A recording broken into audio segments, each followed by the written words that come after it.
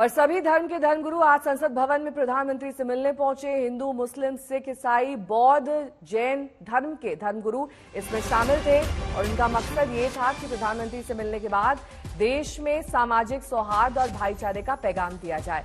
उनकी तरफ से कहा गया कि सारा भारत एक है और हम सब भारतीय हैं।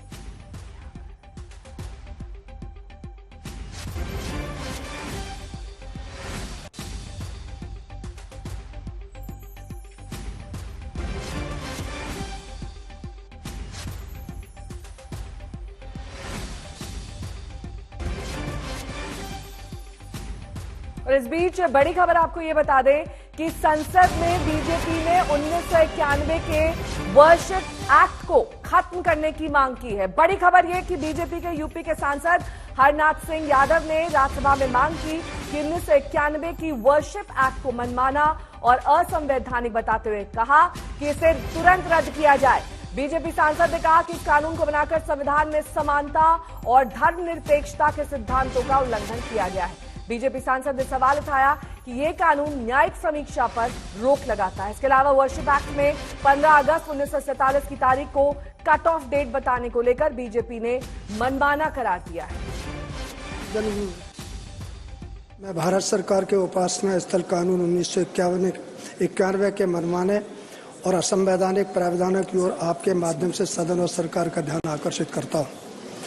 महोदय, उपासना स्थल 1991 में कहा गया है कि पूजा स्थलों की जो स्थिति 15 अगस्त 1947 को थी, इसमें कोई बदलाव नहीं किया जाएगा।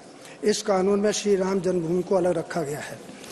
मान्यवर, यह कानून संविधान में वर्णित समानता और धर्मनिरपेक्षता के सिद्धांतों का उल्लंघन करता है, जो संविधान की प्रस्तावना और मूल संरचना का एक अभिन्न अंग है।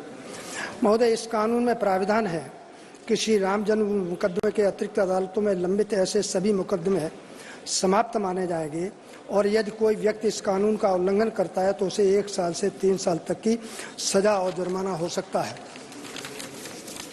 महोदय, उपासना स्थल कानून 1991 न्यायिक समीक्षा पर रोक लगाता है, जो संविधान की बुनियादी विशेषता है। यह कानून एक मनमाना और तर्कहीन कट ऑफ तिथि भी लागू करता है, जो हिंदू, सिख, जैन, सिख और बौद्ध धर्म के अनुयायियों के धार्मिक अधिकारों को कम करता है। माननीय, मैं प्रधानमंत्री श्री नरेंद्र मोदी जी का अभिनंदन करता हूं। उन्होंने कहा कि आज़ादी के बाद जो लोग लंबे समय तक सत्ता में रहे, वे पूजा स्थलों की महत्ता को नहीं समझ सके और उन्होंने राजनीतिक फायदों के लिए अपनी ही संस्कृति पर शर्मिंदगी होने की प्रवृत्ति स्थापित की। उन्होंने कहा कि कोई भी देश अपने अतीत को भूलकर एवं मिटाकर और अपनी जड़ों को काटकर प्रगति नहीं कर सकता। महोदय, इस कानून का स्पष्ट अर्थ यह है कि विदेशी आक्रांताओं द्वारा तलवार की नोक पर ज्ञानवापी और भगवान श्री कृष्ण की जन्मभूमि सहित अन्य पूजा स्थलों पर जो बलात् कब्जा किया गया, उसे विगत सरकार द्वारा कानूनी रूप से सही ठहरा दिया गया है। माननीय, यह कानून मर्यादा पुरुषोत्तम राम और भगवान श्री कृष्ण के मध्य भेदभाव पैदा करता है, जबकि दोनों ही भगवान विष्णु के अवतार हैं। महोदय, यह स्थापित तथ्य है कि समान कृत्यों और समान परिस्थितियों के लिए 2 कानून नहीं हो सकते। दूसरे, कोई सरकार किसी भी नागरिक के लिए न्यायालय के दरवाजे नहीं बंद कर सकती। महोदय, यह उपासना स्थल कानून पूर्णतः अतार्किक, असंवैधानिक है। हिंदू, सिख, जैन और बौद्धों को संविधान में प्राप्त धार्मिक अधिकारों का हनन करता है, जो देश के सांप्रदायिक सद्भाव को तोड़ रहा है। अतः मैं आपके और सदन के माध्यम से देश हित में इस कानून को अविलंब समाप्त करने की मांग करता हूँ। धन्यवाद। और वहीं अलग अलग अल्पसंख्यक समुदाय के धर्मगुरुओं ने आज प्रधानमंत्री से मुलाकात की और इस दौरान उपराष्ट्रपति जगदीप धनखड़ भी मौजूद रहे। धर्मगुरुओं ने लोकसभा की कार्रवाई देखी। हिंदू, सिख, ईसाई, जैन धर्मगुरुओं ने ये मुलाकात की।